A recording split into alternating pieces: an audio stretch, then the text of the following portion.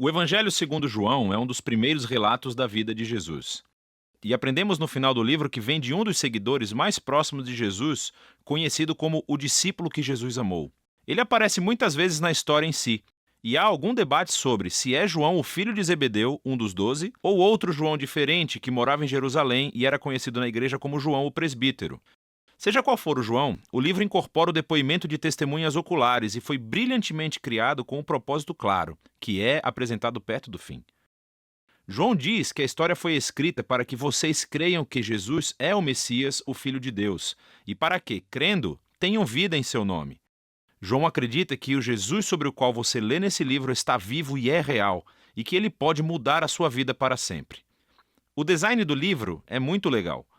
A primeira metade começa com um poema e um conto, que é seguido por um grande bloco de histórias sobre Jesus realizando sinais milagrosos que causam um aumento gradual de controvérsia. E tudo isso culmina no seu maior sinal, a ressurreição de Lázaro, que cria a maior controvérsia, quando os líderes de Israel decidem matar Jesus. E isso inicia a segunda parte do livro. Esses capítulos se concentram na última noite e nas últimas palavras de Jesus a seus discípulos, que são seguidas por sua prisão, julgamento, morte e ressurreição. O livro conclui com um epílogo. Neste vídeo, vamos nos concentrar na primeira metade. Então, o livro começa com uma introdução de duas partes. Primeiro, um poema que começa, no princípio, a palavra já existia. Uma referência óbvia a Gênesis 1, quando Deus criou tudo com a sua palavra. Agora, as palavras de uma pessoa são diferentes dessa pessoa, mas também são a personificação da mente e da vontade dela. Assim, João diz que a palavra de Deus estava com Deus, o que é distinto. E ainda assim, a palavra era Deus, e isso é divino. E quando refletimos sobre essa afirmação, ouvimos depois no poema que essa palavra divina se tornou humana em Jesus. Então João parte das histórias do Êxodo, afirmando que Jesus era o tabernáculo de Deus no nosso meio. A gloriosa presença divina que pairava sobre a Arca da Aliança tornou-se humana em Jesus. O que leva à sua última afirmação, de que o único Deus verdadeiro de Israel era Deus Pai e o Filho, que se tornou humano para nos revelar o Pai. Agora, ao considerarmos essas afirmações, começamos a ouvir uma história sobre como João Batista conheceu Jesus pela primeira vez e levou outras pessoas a o conhecerem e a se tornarem seus discípulos. E uma por uma, conforme as pessoas se encontravam com Jesus, elas diziam em voz alta quem pensavam que ele é. E nesse capítulo, Jesus recebe 7 títulos. Esses títulos apontam para o interesse que João tem no número 7, mas juntos também têm um significado. Que esse Jesus de Nazaré, que é totalmente humano, é o rei messiânico. Ele é o mestre de Israel. Ele é o Filho de Deus que morrerá pelos pecados do mundo. Essa é uma afirmação muito grande para ser feita sobre uma pessoa, e João irá defendê-la através das histórias nos capítulos 2 a 12. Todas elas têm o mesmo padrão básico. Jesus faz um sinal ou uma afirmação sobre si mesmo, e isso resulta em mal-entendidos ou controvérsias. E assim, no final de cada história, as pessoas são forçadas a decidir quem elas pensam que Jesus é. A primeira sessão mostra Jesus encontrando 4 instituições judaicas clássicas. E em cada encontro, Jesus mostra que ele é a personificação dessa instituição. Então, Jesus está numa festa de casamento e o vinho acaba. E Jesus transforma esses enormes jarros de água, algo como 455 litros no total, no melhor vinho de sempre. E o garçom diz ao noivo: "Você deixou o melhor vinho para o final", o que de fato é verdade. Mas João considera esse milagre o primeiro sinal de Jesus. Em outras palavras, é um símbolo que revela algo sobre Jesus. Assim como Isaías disse que o reino messiânico seria como uma grande festa, com ótimo vinho, este primeiro sinal milagroso revela a generosidade do reino de Jesus.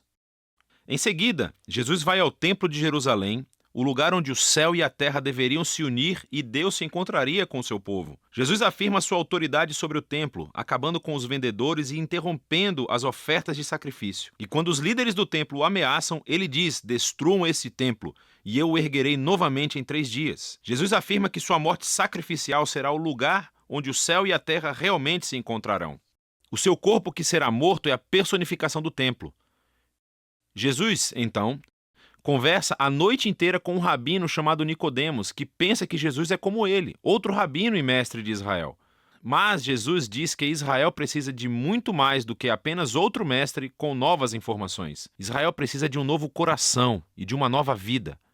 Ou, em suas palavras, ninguém pode experimentar o reino de Deus sem nascer de novo. Jesus acredita que os seres humanos estão presos a uma teia de egoísmo e pecado que levam à morte, mas também sabe que Deus ama este mundo e é por isso que ele está aqui, para oferecer às pessoas um novo nascimento, uma nova chance de vida. A partir daqui, Jesus viaja para o norte e ele acaba em um poço sagrado conversando com uma samaritana, isto é, uma mulher não judia. E eles começam a falar sobre a água que Jesus transforma em uma metáfora para si mesmo.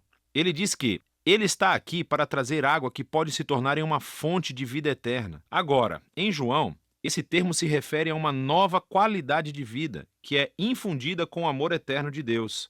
E é uma vida que pode começar agora e perdurar no futuro. Depois disso, João criou outra coleção de histórias que ocorreram durante 4 dias de banquetes sagrados judaicos. E, novamente, Jesus usa as imagens relacionadas ao banquete para fazer afirmações sobre si mesmo. Primeiro, Jesus cura um paralítico no sábado, o que gera uma controvérsia com os líderes judeus sobre trabalhar no dia de descanso. E Jesus diz que é o seu pai quem está trabalhando no sábado, por isso ele também está. E eles entendem o seu significado, pois ele estava chamando Deus de seu pai, igualando-se a Deus, e assim eles decidem que querem matá-lo. A próxima história acontece durante a Páscoa, a festa que recontou a história do Êxodo com essa refeição simbólica do cordeiro, do pão e do vinho. E Jesus, milagrosamente, fornece comida para uma multidão de milhares de pessoas, o que resulta em pessoas pedindo mais pão. Então Jesus prossegue afirmando que ele é o verdadeiro pão, e quem procurar satisfação nele, descobrirá a vida eterna. Isso ofende muitas pessoas que deixam de segui-lo. Depois disso, vem um bloco de histórias que acontecem em Jerusalém durante a festa dos tabernáculos, que recontam histórias das peregrinações de Israel no deserto, quando Deus os guiou com uma coluna de nuvem e depois fogo e lhes deu água no deserto. E Jesus se levanta no pátio do templo e grita: "Se alguém tem sede, venha a mim e beba." E mais tarde ele diz: "Eu sou a luz do mundo." Ele está afirmando ser a presença iluminadora de Deus e o presente de salvação de Deus para o seu povo. Algumas pessoas acreditam e o seguem, mas outras se ofendem, e outras ainda tentam matá-lo por essas afirmações exaltadas. A história final da festa é durante o Hanukkah, a festa da dedicação. É sobre como Judas Macabeu limpou o templo dos ídolos e o tornou sagrado mais uma vez. E Jesus entra na área do templo e diz que ele é aquele quem Deus tornou santo, e que ele é o verdadeiro templo onde a presença de Deus habita. E ele também diz: "Eu e o Pai somos um." Isso deixa os líderes de Jerusalém furiosos. Eles criam um plano para matar Jesus e então ele se retira da cidade. Enfim, todos esses conflitos culminam em um último sinal milagroso. Jesus descobre que seu querido amigo Lázaro está doente, mas a sua família mora perto de Jerusalém, que agora é uma armadilha mortal para Jesus. Jesus poderia ficar longe e salvar a sua própria vida, mas ele ama Lázaro. Então, quando ele ouve que Lázaro morreu, ele segue viagem para levantá-lo dos mortos. E ele o chama para a vida fora do túmulo, sabendo que isso lhe custará a sua própria vida. E a notícia desse sinal incrível se espalha rapidamente, é claro.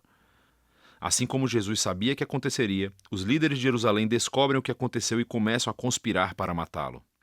Então ele vai para Jerusalém como o rei de Israel que foi rejeitado pelos seus líderes.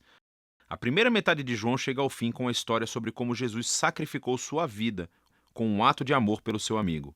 E isso, claro, também é um sinal que resultará na crucificação que será explorada com mais detalhes no próximo vídeo. Mas por enquanto, essa é a primeira metade do Evangelho de João.